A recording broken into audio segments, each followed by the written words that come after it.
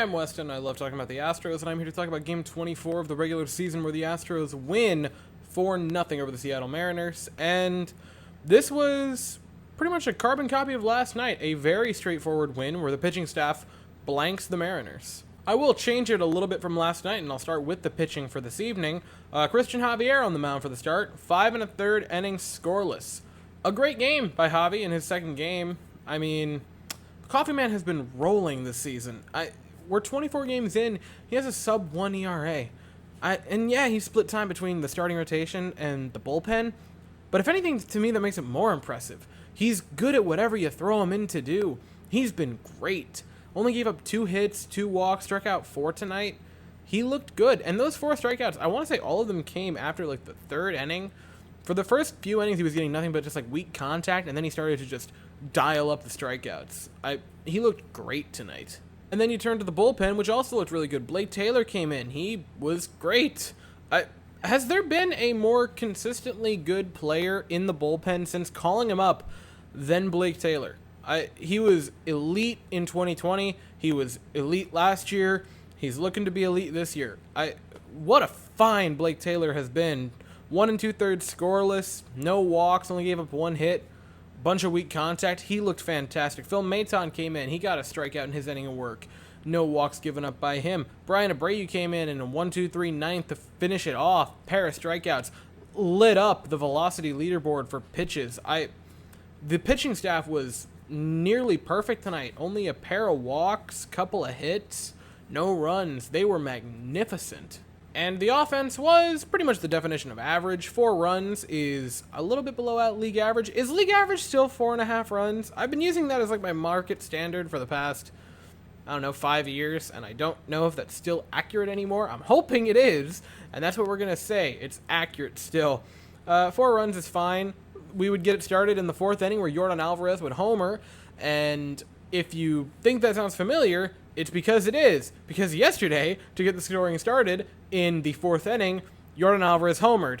And on Saturday, to get the scoring started, not for the game, but for the Astros, in the 4th inning, Yordan Alvarez homered. Which means every time I say this, I'm starting to feel like Marty McFly. Hey, I've seen that one before.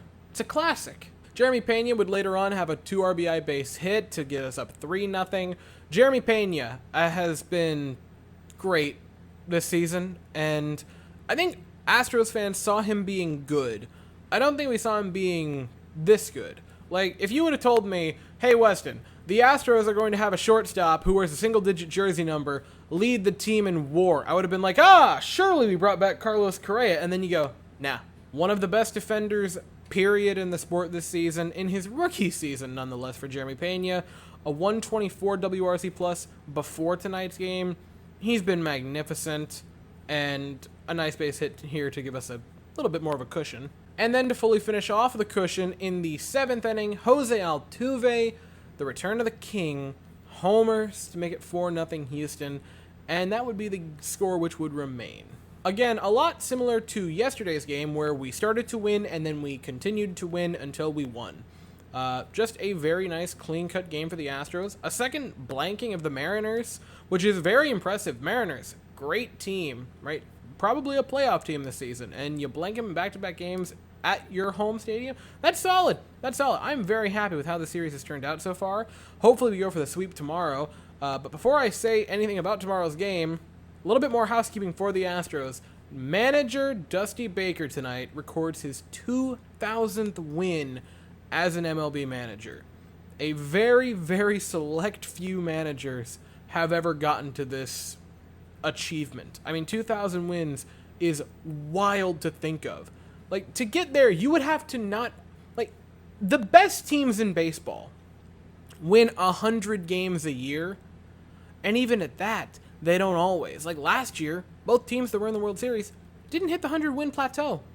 You would have to manage a team that gets to 100 wins for 20 years to get here. Like, Dusty Baker... And I've seen a lot of people this season actually kind of crap on Dusty Baker, which is mind-boggling to me because I thought he's been pretty darn solid to start the season. I thought his bullpen management so far this season has been nearly immaculate. His lineup cards have been a little suspect at times, but overall I'm still pleased with how he's doing. I honestly think he's better this year than last year, like if I'm being honest. But that's beside the point. regardless of how you feel of Dusty Baker, you have to acknowledge that is a crazy achievement, and just congratulations to Dusty Baker. That is so cool. If it wasn't already cemented as is, his Cooperstown plaque is just a guarantee at this point. And Astros, I beg you, please give him a ring this season so he can ride off into the sunset happy. And as I mentioned a second ago, the Astros will go for the series sweep tomorrow at 2:10 Eastern, 1:10 Central. We send Justin Verlander to the mound. He rolls in with a 1.73 ERA. And the Mariners send Matt Brash to the mound, who rolls in with a 6.88 ERA, which probably means both pitchers are going to carry perfect games into the 7th inning because it's JV day, and that's just what happens. I'll be here afterwards to talk about it, and that's all I have to say for the evening. So, thank you all so very much for watching. I hope you all have an absolutely fantastic day, and as always, go Stros.